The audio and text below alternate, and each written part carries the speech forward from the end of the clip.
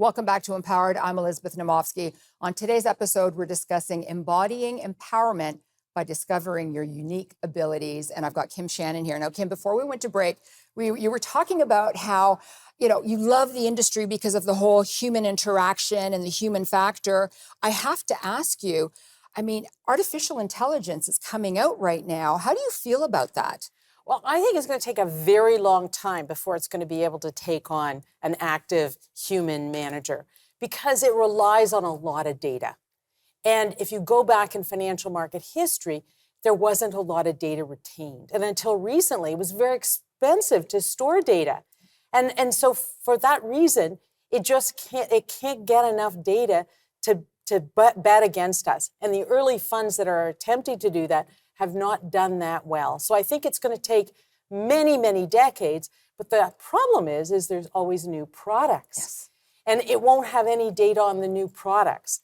But a human can sit around and try and guess where that's going to go, especially given that a lot of new products are actually old products, but just renamed with new features. And we kind of know what they're all about. This is very true. Okay, I want to step back now. Because you've been in the industry for a very long time. I've been in the industry for 26 years, long time as well. How have things changed since you first joined the industry, or have they? Well, some things haven't changed and other things absolutely have. Like, for example, when I joined the industry 40 years ago, there wasn't even personal computers really on every desktop. They were just emerging back then. And so back then it was about how to get enough quality information to make a decision. And you had to dig for them. Mm-hmm. Today, you get the difference is there's so much information, you have to filter them. It's a whole different skill set. But there's, the industry's, way back then, it was just stocks, and it was Canadian equities and US equities, and then bonds. And now there's been a whole splintering of products. So there's a lot of complexity, but not all of it is serving investors well. So let's talk about the asset management side. There are hardly any women. What can we do? Like, why does the asset management side have fewer women? Well, you're absolutely right. In terms of the studies that have looked at what percentage of assets around the world are actually managed by women, mm-hmm. other than just the numbers, and it's 1.5%. And I love that statistic because as soon as you put it on the table, everyone knows there's no equity in that. Right. And yet it's clear that there's no impediment for women to be in the field. So what is the dynamic that's creating it?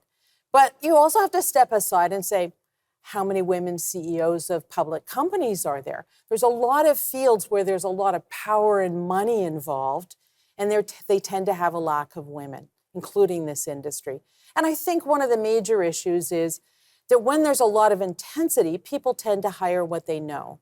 And what they know in asset management is male, pale, and stale. Oh. And so then they go out and they hire what they know, and they're missing out on the new number of people mm-hmm. that want to come in, which are women, but more women need to want to come into business. And that's starting to happen. Now MBA classes are 50% women. They struggled for a long time to get it past that 30% level. So over time, I think it may happen, but I think it will continue to be slow. But, I agree with you. 50% women are in Ivy or wherever it is. But I think they're all focused on working in capital markets. And I think a lot of them don't understand that you can be a portfolio manager. You can be an investment advisor. There are so many other job functions in the industry, but they seem to focus on an equity analyst or something similar. Well, I think that the best way to run a career is to get into the first job you can get, because sometimes that's not at all easy. So get the job you can get, but then you look around and you look for jobs that you think you could do well. I emulated people where I said, they were leading, and back then they were all men, and I said, I could do that job. And I think it's that belief that you can do it and and work your way, talk into those jobs that will get you there. And I think women are well suited to asset management. I agree with you, and I agree with the fact that it's important to ask questions. It's important to try out different things. And when we come back, we're going to talk about mentorship. Don't go away.